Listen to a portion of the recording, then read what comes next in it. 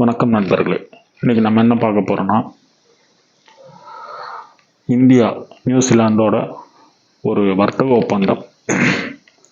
அது சம்பந்தமாக இன்னைக்கு ஒரு நியூஸ் வந்திருக்கு. என்னன்னு பார்த்தீங்கன்னா, இந்தியா நியூசிலாந்து இடையே ஒரு வர்த்தக ஒப்பந்தம் சைன் ஆகிருக்கு.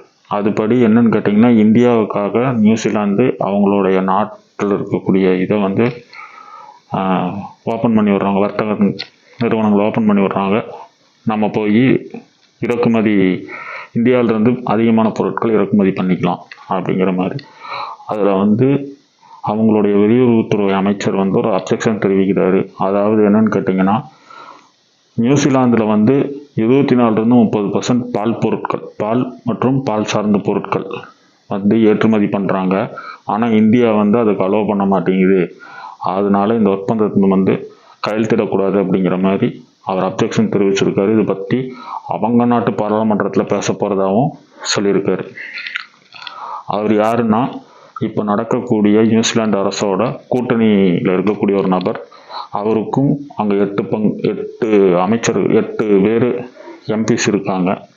அதனால் அவரும் ஒரு நியூசிலாந்து அமைச்சரவையில் ஒரு முக்கியமான நபர். வெளியுறவுத்துறை அமைச்சர்னா எந்த அளவுக்கு பவர் இருக்குன்னு பார்த்துக்கோங்க. அப்படிப்பட்ட நபர் வந்து எதிர்ப்பு தெரிவிக்கிறாரு. அவர் தெரிஞ்சு தெரிவிக்கிறாரா தெரியாமல் தெரிவிக்கிறாரான்னு தெரியல. இந்தியா எந்த நாட்டுடன் வர்த்தக ஒப்பந்தம் பண்ணாலும் இந்திய உணவுப் பொருட்கள், அதாவது இந்தியாவில் விளையக்கூடிய எந்த பொருளும், விவசாயம் சார்ந்த எந்த பொருளையும் இந்தியா வந்து இறக்குமதி பண்ணாது அப்படிங்கிறதுல அப்போ இருந்து இப்போ வரைக்கும் உறுதியாக தான் இருக்காங்க.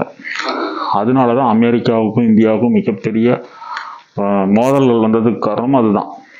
அமெரிக்க அதிபர் ட்ரம்ப் வந்து 50% 60%ன்னு இந்தியா மேலே டாக்ஸ் போட்டதுக்கு காரணமே அந்த ரீசன் தான்.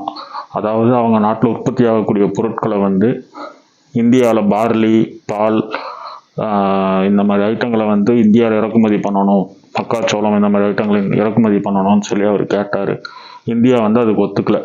ஏன்னா இந்தியாவிலேயே அது அளவுக்கு மீறி நம்ம விவசாயம் பண்ணிகிட்டு இருக்கோம்.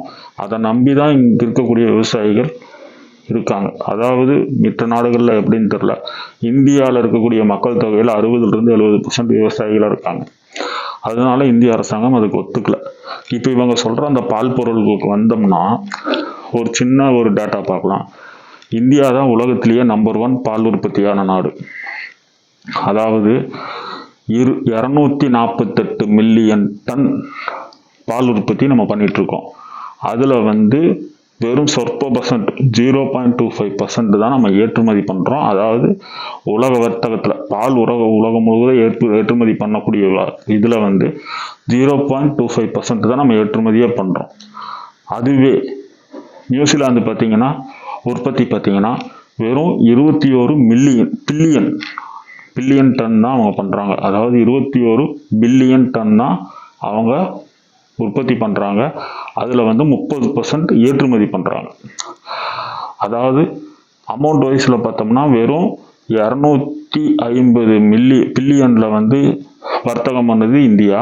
அவங்க வந்து 23,400 பில்லியன் வர்த்தகம் பண்ணுறாங்க. அப்படிங்கும்போது நம்மளை விட பால் உற்பத்தியில் மிக மிக கம்மியாக இருக்கக்கூடிய நாடு. அவங்க வந்து நம்ம நாட்டுக்குள்ளே பால் விற்கணும் அப்படின்னு வர்றது தான் மிகப்பெரிய ஒரு கேலிக்கூத்தான செயலாக இருக்குது. இந்தியாவில் பார்த்தீங்கன்னா பால் மட்டும் கிடையாது, பால் சார்ந்த நிறைய பொருட்கள் இந்திய நிறுவனங்கள் மட்டும்தான் இன்னைக்கு வரைக்கும் இந்தியாவுக்குள்ள ரன் ஆகிட்டு இருக்கு. வெளி நிறுவனங்கள் வர்றாங்க, ஆனால் இந்திய நிறுவனங்களை சார்ந்து மட்டும்தான் வர முடியும். அவங்க அங்கிருந்து அந்த பொருளை கொண்டு வந்து இங்கே மேனுஃபேக்சரிங் பண்ண முடியாது. நம்ம நாட்டில் நம்ம கம்பெனி, நம்ம கூட இருக்கக்கூடிய கூட்டுறவு இந்த சங்கங்கள்கிட்ட இருந்து பாலை பர்ச்சேஸ் பண்ணி அவங்க அதுக்கு தேவை ஐஸ்கிரீமோ பால்கோவா இந்த மாதிரி பால் சார்ந்த பொருட்களை தயாரிக்கலாம். அப்படிங்கிறது தான் இந்தியாவில் நடந்துட்டுருக்கு.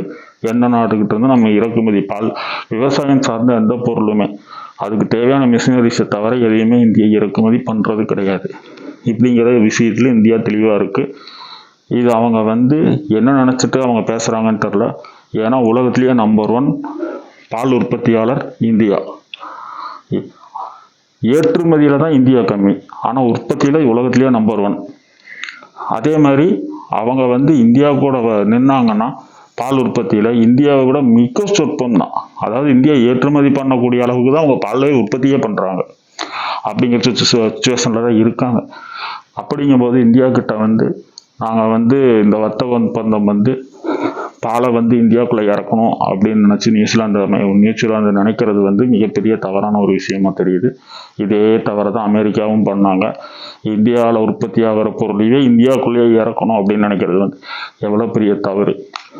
அதாவது இந்தியா வந்து இந்தியா மக்களுக்காக தயாரித்த உணவு, அதாவது விவசாயத்தில் வரக்கூடிய பொருள் இந்திய மக்கள் பயன்பாட்டிற்கு போக மிச்சமீதி பொருளை தான் வந்து ஏற்றுமதியாக பண்ணுறாங்க.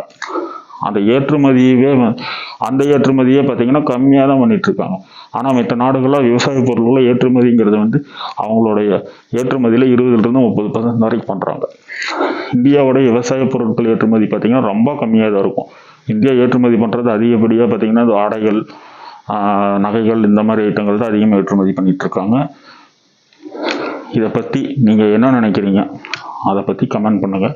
நன்றி, வணக்கம். அடுத்த ஒரு நல்ல வீடியோவில் உங்களை சந்திக்கிறேன்.